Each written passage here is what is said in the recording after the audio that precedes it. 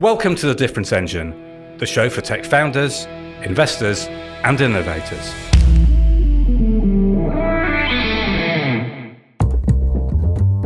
So, Paul, October is Boardwave month on The Difference Engine. What do we got coming up?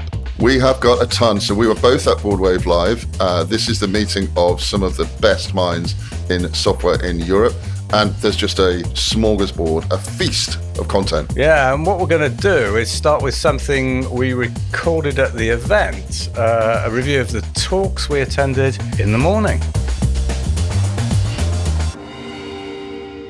All right, so we're back for our second year at the amazing Boardwave Live event. There really isn't anything like this that I know of. What I love about this event is its sheer ambition.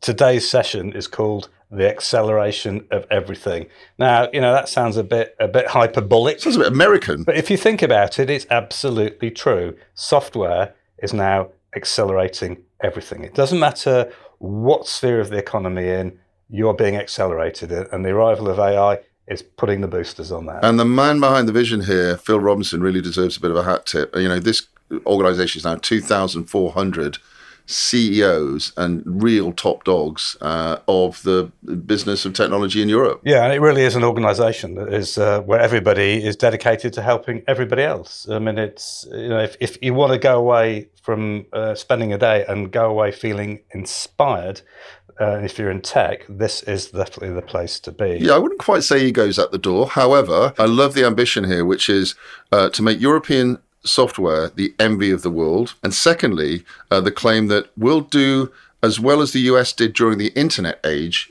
during the AI age. Love that. Yeah, there's a couple of things Phil said at the beginning, which I just find very memorable. The first thing was that we beat ourselves up in Europe in terms of the success of our businesses. But he was talking about ASML, which, for those of you who don't know them, they're the Dutch company that makes the machines that make the chips.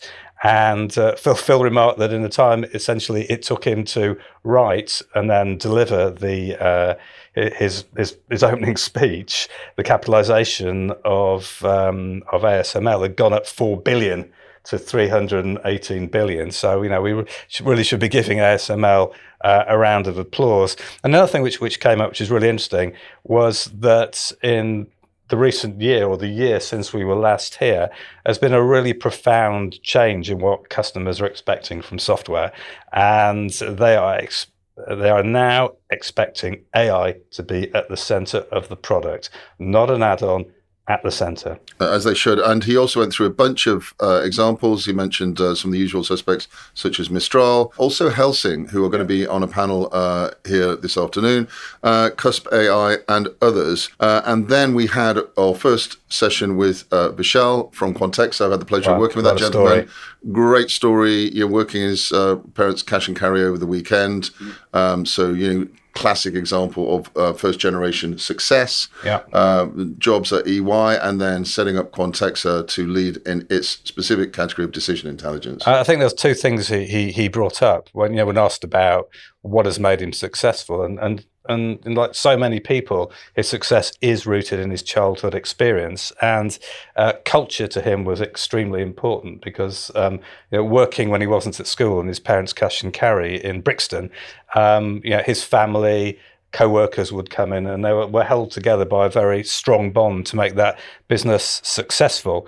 And the other thing he talked about was profit and investment. Now, you need to make profits to invest, and you have to think very carefully about how you can increase their profits. In the case of the cash and carry, it was to own brand a whole load of the products they were selling, and there was a much bigger margin on that. Indeed. Then we had a very interesting panel with folks from Ocado and the NHS and Vodafone, all talking about their use of AI in practical terms.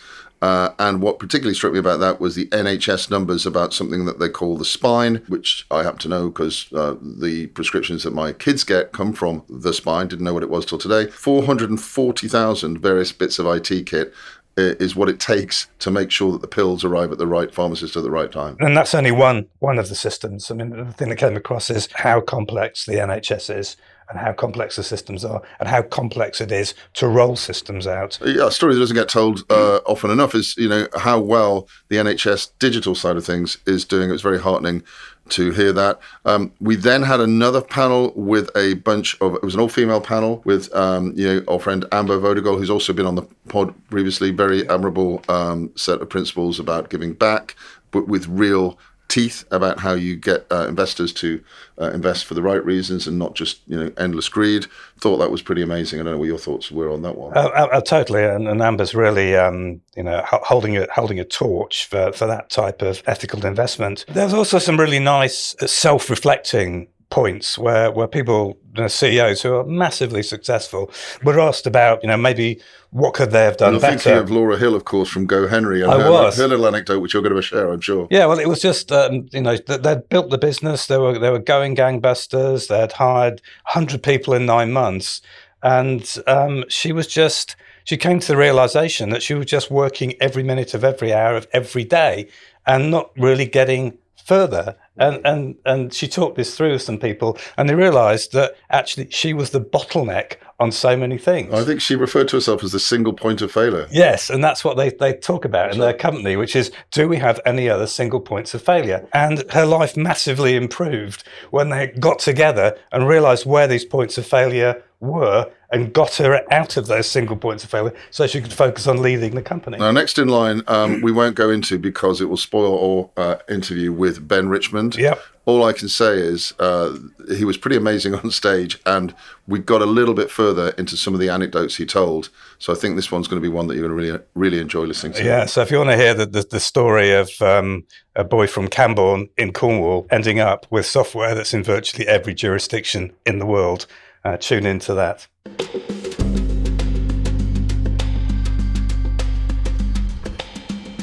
Can you explain to everybody else who you are and why you're here? Yeah, sure. Alistair McGill. I'm CEO of MoneyHub, UK-based fintech.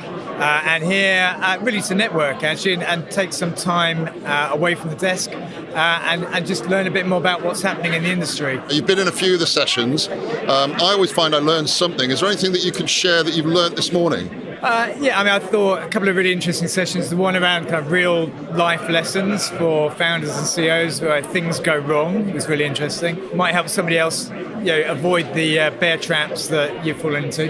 So that was good.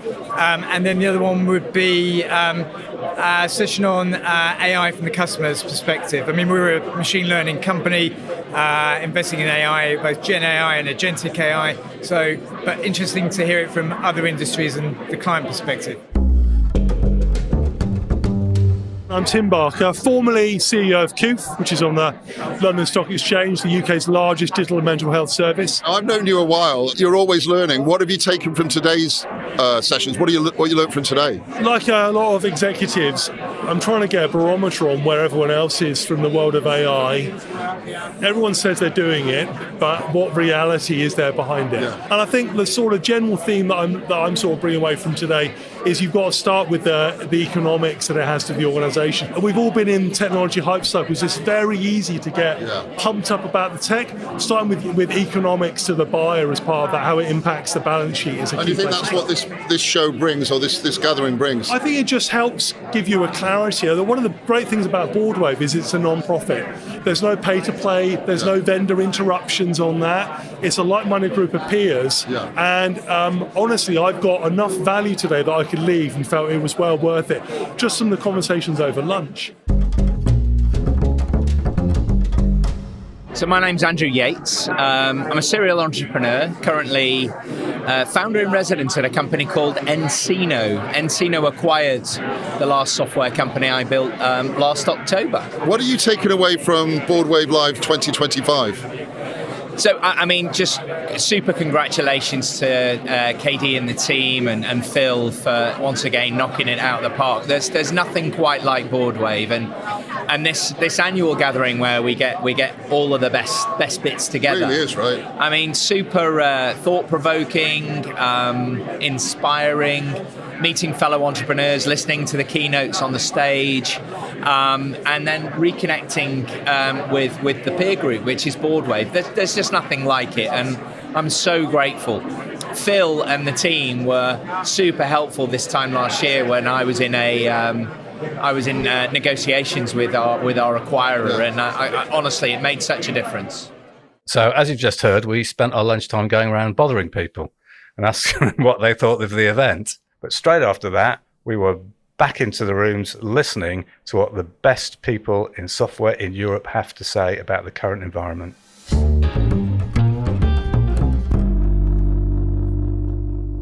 Wow. So, Boardwave Live 2025. That was quite something, wasn't it? Absolutely, the biggest one yet. The sense was that we're not playing catch up anymore.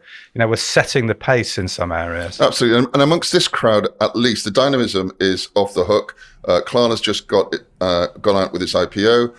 Bending Spoons has bought Vimeo, and then there's ASML. Everybody keeps underestimating them, but they are the ultimate picks and shovels player, and something that we should all be proud of.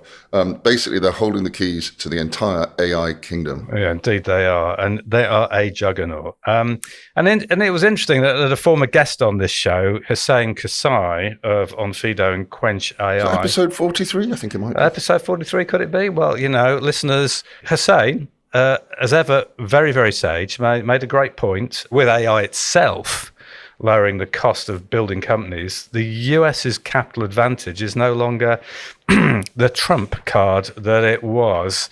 He thinks that Europe's talent bank should be now ready to take advantage. Yeah, and this is a theme that's come out in a number of events. I was recently at the Sifted event. We've got the talent here, right? We've got the academic background, and we've got the ideas. What we struggle with is scale, and that's sort of what Boardwave Live is all about. Boardwave's co-founder, Phil Robinson, nailed it. It's not just time for us to compete, it's time for us to actually excel. And that's something he's been doing throughout his career in tech, to be fair. Indeed, for those of us known him for a few decades, that's absolutely true. But the nice thing about Boardwave is that it is educational for people who are incredibly busy. If you're going to spend a day out of your schedule, building some of the best firms in Europe, you want to go away with stuff that you can actually use. So there was a member survey that Boardwave had done before the conference, and it basically found that the average European founder aims for around 40 million in revenue in a 10-year growth period. Now, you might think that sounds pretty chunky. The problem is that over 10 years, US founders are looking for about 100 million in ARR. Now, that gap has to close if we're serious about becoming any form of global powerhouse, to use the current lingo. It is time to excel, of course, but it's equally time to think big about capturing and dominating categories, whether you're a founder and particularly if you're a funder. Yeah, that magic 100 million ARR number is bandied about a lot in the States. We just think it's a big and unachievable number, but you can't really get funded. Then the US is not really interested in you unless you're at that number. So Phil is calling. He announced at Boardwave Live that it's Europe's moonshot moment, and that feels about right. It's not just rhetoric. The speakers are all convinced that this is happening across sectors. In the AI healthcare session, Vivian Chan nailed it. She said, the hurdles are huge, but the breakthroughs are happening. Strong bit of Aussie positivity there, I thought. Indeed. Vivian was brilliant. Her point that deep tech often comes before the market exists really resonated. You could see people's brains whirring in the room. It's that kind of vision that does create entirely new industries. Yeah, and Drone Man Carl Eze is one of the two experienced leaders on the panels, on the defence panel, and he was along with former Major General Rupert Jones, who's a special guest on this show, of course. And they both brought people down to earth with a bang. Let's not lose the commercial focus here, even in times like this, and especially in defence and healthcare. It's easy to get swept up in the mission and forget you also have to build a business. Yeah, and talking about a man that knows how to build and conduct a mission to success, that is Major General Rupert Jones, and he will be subject of a special edition of the Difference Engine on the 22nd of October. So if you want to listen to a really, really, really interesting conversation, 22nd of October, put it in your diary. One of the things I really loved, it's been visited before, but what I love about the Boardwave sessions is the absolute excruciating honesty that people feel that they can exhibit amongst their peers there. And it was the theme around embracing failure. Now, there's a stat that came out from MIT, for instance, that 95% of AI pilots fail. Yeah, this is doing the rounds everywhere. Yeah, I know. But you'd think, well, that could scare people. But what I loved was Carlo Mocci, who's the chief business officer at Deliveroo. He just looked at the audience, shrugged and said, of course they do. It's just how you learn. Yeah, and James Matthews, who's the CEO of Ocado, a brand that most people think of as online supermarketing, but it's just a testbed really for real business automation and the benefits of there. His line was, let 1,000 flowers bloom. And it's that experimentation mindset perhaps that we need to foster. Yeah. Again, everybody was going, look, admit your mistakes, but let's have a little less of the self-doubt. There was a lot of conversation, as our society is changing around the human side of trying to scale. And I really would say that that cultural thing was stitched into every conversation. It was pretty huge. And I think where it sort of got to its zenith was a session with Jean-Philippe Courtois. For those of you who don't know Jean-Philippe, he was head of Microsoft in Europe for quite some time. And he had a little framework which he used. It's 3 things in it, of course: model, care, and coach. And I think, speaking to people around there, they considered it was like a masterclass in leadership. How do you boil it down? How do you do it well? There was a great session on going through the messy middle of any journey of building a company. When all the processes that had served you really, really well when you're small start to fall apart when you get a bit bigger. It was awesome. And also somewhere that perhaps most of us haven't been is where Dwayne Jackson, the slammer. I think he's served some time at Her Majesty's pleasure. He did. He's from Cashflow, obviously, and Staffology. And he talked about being the C everything O. Some people would call that dog's body. Some people would say just do the do, get it done. It's a rite of passage for most founders, but the smart ones realize that they can't scale if they don't let go and they stop being the C everything O. And an adage that I know you've said a bunch of times about this, it's an oldie but a goldie, which is hire slow, fire fast, or you'll be quickly taking back all of that control. And that's a move backwards. Yeah. And while we're talking about, founders trying to retain their sanity, there was a workshop with a guy called Dr. Jack Crandler. And he sounds like a Bond villain. The highlight for me was he made this lovely distinction between resilience and endurance. And I think people need to understand what that difference is. But the point was, you can't build billion-euro companies on burnout. Right, and that actually, there was a whole session on that again at the Sifted event. Burnout is one end of the scale. But, bring it back to basics: sleep, nutrition, mental health. You cannot outperform if your body and mind are broken. That's sort of obvious. But you might not get it said so obviously if you've got your Aura watch or your Apple Watch or your Aura ring. They may not just say it like it is. Something probably I wish I'd figured out a bit earlier in my business life. Yeah, and so much of this, it's all ties back to culture. Not perks, not slogans, but building environments where the best people can be inspired and encouraged to thrive. Now, that's how you build enduring companies. Yeah, which I think brings us back to the final message here of the amazing Boardwave Live event, which is destination. So both Vivian Chan and Amber Vodegor, they both hammered home that too many founders forget to ask, what is the end game? Don't build a company that you wouldn't want your kids to inherit. I love that. That line from Amber really summed it up for me. Yeah, that was a beautiful piece of Dutch directness. So, all of this is very powerful. And I don't know about you, Paul, but I left Boardwave with the sense that we've moved from an attitude of just building products. We're now engaged in the idea of shaping what the future of European tech actually is. And, my increasing belief is we've really got the talent. Like Hussein Kasai said, the access to people in Europe, and this is increasingly showing a US weakness, is phenomenal. Because if you've ever tried to hire anybody with any AI skills on the West Coast, it's a total nightmare. And it's much, much easier to hire the right people in the right place at the right salary here. Absolutely. So I think what Phil and Kathy have done is now really beginning to bear some fruit. I sense the positivity, but really the pragmatism of what's going on.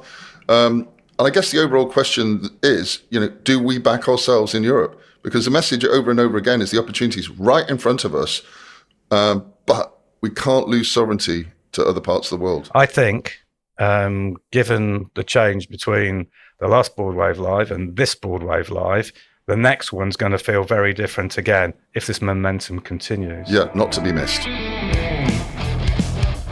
Thank you for listening. If you want to learn more about category design, head to becategorical.com. If you need help designing and dominating your category, then get in touch. Contact details are in the show notes.